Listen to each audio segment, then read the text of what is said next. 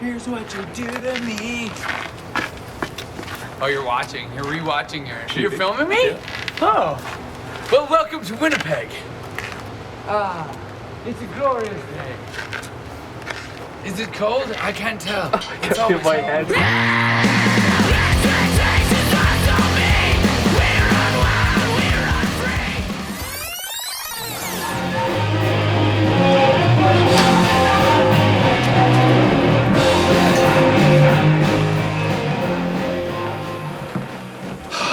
For sure, man. We're finally here, tracking the record in Winnipeg, my hometown, where I currently live. I was really stoked on the idea. Obviously, like, Mikey and Jay had recorded the Julie and the Wrong Guys record here. Big other reason was that Mikey has a kid. This way, you know, we can be here. He can do both, you know, work on the band, but also be a great dad. We needed like a new way to be able to write in advance, to be ready, hit the ground running as soon as he gets here, because he doesn't have a lot of time that he can be away from the family. We'd just send riffs back and forth. When Jay had an idea, he would send it to me. When Scott had an idea, he would send it to me, and then I would go down to my basement and try and put drums over top of them. And I would maybe hear it one way. I'd record it into my phone and just like email it to him. He would like play it through some speakers in his little jam room and like play drums along with it, and he'd send it back with like a completely different beat than I heard. And they'd be like, whoa, this is like way different than what I thought it was gonna be. Just to kind of get the ball rolling, kind of spark ideas from other people. But as far as like being in a room and writing together, that's generally how we've done it in the past.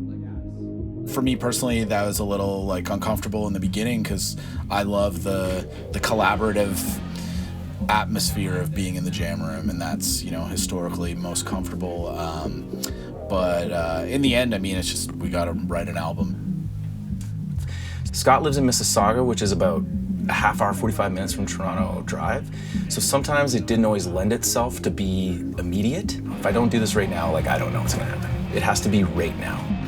Like, Jay's like, here's like a full-on song.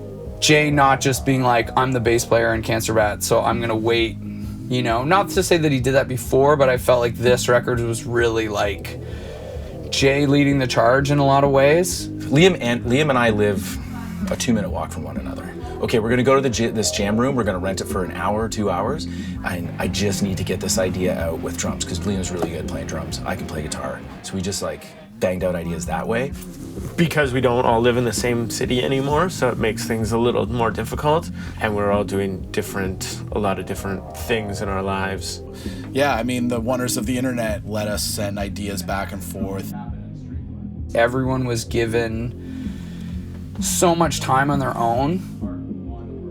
I think we got a lot of ideas out that ended up maybe being more unique because we weren't as influenced by each other. We wrote a whole bunch of stuff over a week. Then finally we came and did pre-production in Winnipeg to make sure everything's slamming, make sure everyone's playing the right parts. We went with the strongest stuff first, and that was a good game plan.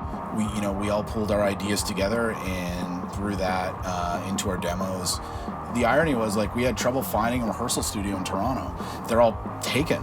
Luckily, we were able to use the rehearsal spaces above the Goodwill. I spent a week there, so 7 days, which is rad for us because, one, that's like a familiar space. Like, we played the Goodwill.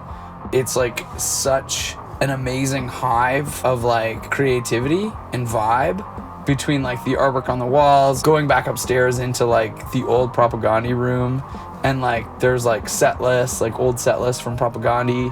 But at the same time, there's like really good bands also practicing around you.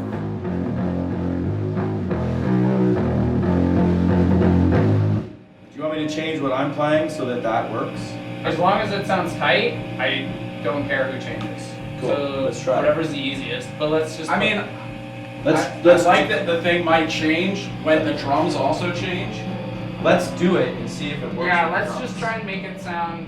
From the very minute, like, we got to Winnipeg, we were still changing stuff like a couple days before we even got here, you know, so some of it's fresh and new and still getting worked in. And we figured what better way to record a really heavy record is in the coldest city in Canada in January.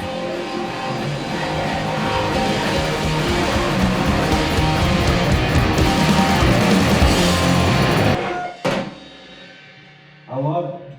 It's awesome. It's an awesome park.